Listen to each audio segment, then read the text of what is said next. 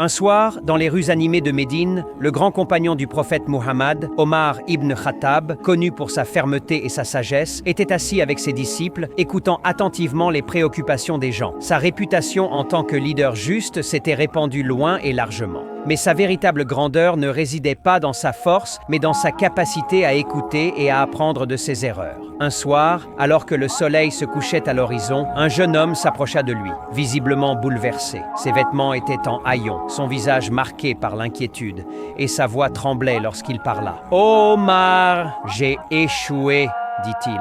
J'ai péché, et maintenant mon cœur est accablé de regrets. » Omar, toujours aussi sévère, le regarda. « Quel péché as-tu commis ?» demanda-t-il, d'une voix lourde d'autorité. Le jeune homme baissa la tête, sa voix à peine un murmure. « J'ai volé dans le trésor des musulmans. J'avais besoin de nourriture, et je ne pouvais pas supporter de voir ma famille mourir de faim. » L'air se chargea de silence. La foule qui s'était rassemblée autour d'eux attendait, certains s'attendant à ce qu'Omar agisse rapidement, d'autres incertains de ce qui allait se passer. Après une longue pause, Omar se leva et fit signe au jeune homme de le suivre. « Viens avec moi », dit Omar. Le jeune homme obéit, son cœur battant fort. Ils marchèrent à travers les rues jusqu'à ce qu'ils atteignent la mosquée, où Omar se tourna vers lui et dit « Ce soir, tu resteras ici avec moi.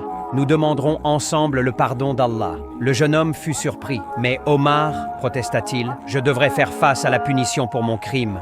C'est toi qui devrais me mener à la justice. » Les yeux d'Omar se radoucirent. « Mon cher frère, le chemin de la justice n'est pas toujours rapide. La miséricorde d'Allah est plus grande que sa colère. Tu as fait repentance, et cela seul est la première étape vers le pardon. Mais maintenant, nous devons apprendre de cette erreur. » Cette nuit-là, tandis que les étoiles scintillaient au-dessus de la mosquée, Omar et le jeune homme prièrent ensemble. Omar, le leader autrefois sévère et inflexible, s'était transformé en un guide de compassion et de miséricorde. Le cœur du jeune homme se détendit alors qu'il sentait le poids de sa culpabilité commencer à se lever, remplacé par un sentiment d'espoir. Le lendemain matin, Omar appela une réunion des gens. Il se leva devant eux et s'adressa à la foule, sa voix ferme et calme. « La justice n'est pas punir pour punir, commença-t-il. Elle est faite de compréhension, de compassion et de repentance.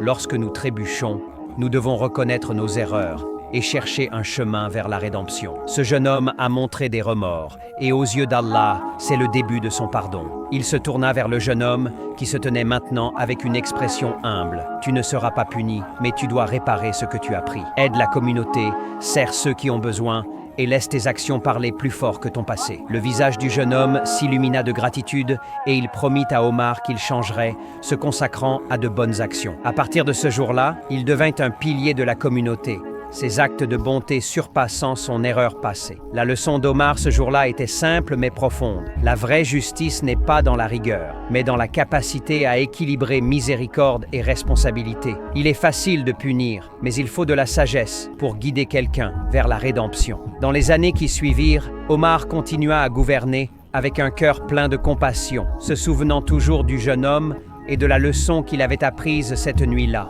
Que chaque personne, quelle que soit sa faute, est capable de changer, et nous devons être ceux qui l'aident à retrouver son chemin. Ainsi, l'héritage d'Omar ibn Khattab n'était pas seulement celui de la force, mais aussi de la compréhension, un rappel que même les dirigeants les plus sévères peuvent parfois être les plus grands enseignants de la miséricorde.